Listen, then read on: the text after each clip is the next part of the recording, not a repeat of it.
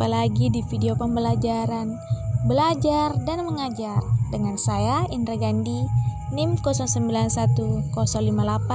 0911-058-022-2011. Pada video kali ini, materi yang akan kita bahas yaitu teori belajar behaviorisme. Konsep dasar behaviorisme. Behaviorisme memandang manusia dari sisi lahiriah atau jasmaniah dan mengabaikan aspek-aspek mental. Dengan kata lain, behaviorisme tidak mengakui adanya kecerdasan, bakat, minat, dan perasaan individu dalam suatu belajar. Peristiwa belajar hanya berdasarkan melatih refleks atau respon individu sehingga menjadi kebiasaan yang dikuasai individu. Ahli teori behaviorisme berpendapat bahwa belajar adalah perubahan tingkah laku sebagai hasil dari pengalaman. Tokoh dan kajian belajar menurut behaviorisme. Menurut L. Trondek merupakan salah satu pakar behaviorisme yang mengembangkan teori koneksionisme atau teori asosiasi. Teori ini merupakan teori pertama dari behaviorisme. Belajar menurut Trondek merupakan pembentukan hubungan antara stimulus dan respon. Stimulus kaitannya dengan pikiran, perasaan atau hal-hal yang terkait dengan alat indera. Sedangkan respon adalah reaksi yang dimunculkan peserta didik ketika belajar, yang dapat pula berubah pikiran, perasaan, atau gerakan, atau tindakan. Ivan Petrovich Pavlov mengatakan bahwa belajar merupakan suatu upaya untuk mengkondisikan pembentukan kebiasaan.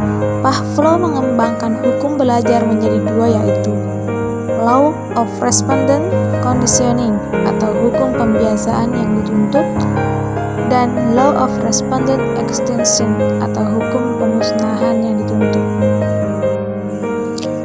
J.B. Watson. Menurut Watson, stimulus respon harus berbentuk tingkah laku yang dapat diamati atau observable. Watson mengabaikan berbagai perubahan mental yang mungkin terjadi di dalam belajar dan menanggapinya sebagai faktor yang tidak perlu diketahui. Sebab menurut Watson, faktor-faktor yang tidak dapat diteramati tersebut tidak dapat menjelaskan apakah proses belajar sudah terjadi atau belum. Aplikasi dan implikasi teori belajar behaviorisme. Adapun beberapa implikasi teori belajar behaviorisme dalam pembelajaran, yaitu diantaranya 1. Pembelajaran yang disusun dan berdasarkan pada teori behaviorisme memandang pengetahuan secara objektif, pasti, tetap, dan tidak berubah.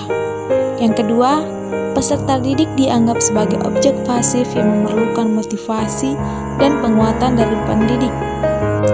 Yang ketiga, teori behaviorisme dalam pembelajaran sedikit memberikan kebebasan bagi peserta didik untuk berkreasi, bereksperimentasi, dan mengembangkan kemampuan.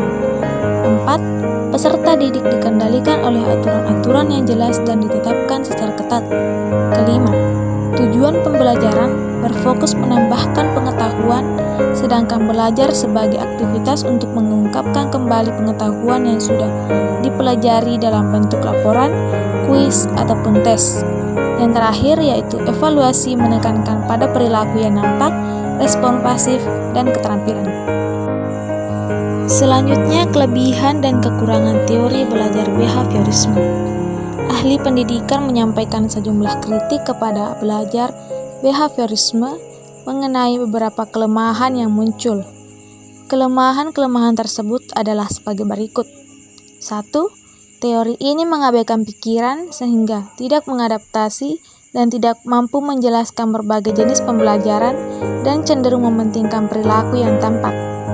Kedua, tidak mampu menjelaskan variasi tingkat emosi siswa dan tidak mampu menjelaskan situasi belajar yang kompleks. Yang terakhir yaitu tidak mementingkan pikiran dan cenderung mengarahkan peserta didik untuk berpikir linear, konvergen, tidak kreatif, dan tidak produktif. Selain beberapa kritik yang muncul, tentunya ada beberapa kelebihan yang didapat dari teori belajar behaviorisme. Di antaranya yaitu 1. cocok untuk memperoleh kemampuan yang membutuhkan praktek dan pembiasan yang mengandung unsur-unsur seperti kecepatan, spontanitas, kelenturan, refleks, dan daya tahan. Contoh, percakapan bahasa asing, mengetik, menari, berenang, dan olahraga. Yang kedua, cocok diterapkan untuk melatih anak-anak yang masih membutuhkan dominasi peran orang dewasa, suka mengulangi dan harus dibiasakan, suka meniru dan senang dengan bentuk-bentuk penghargaan langsung seperti diberi hadiah atau pujian. Yang ketiga, dapat dikendalikan melalui cara mengganti stimulus alami dengan stimulus yang tepat untuk mendapatkan pengulangan respon yang diinginkan, sementara individu tidak menyadari bahwa ia dikendalikan. Yang keempat, membangun konsentrasi pikiran. Dalam teori ini ada penguatan dan hukuman bila dirasa perlu. Yang kelima, materi yang diberikan sangat detail. Itulah sedikit penjelasan mengenai teori belajar behaviorisme. Sampai jumpa di video selanjutnya.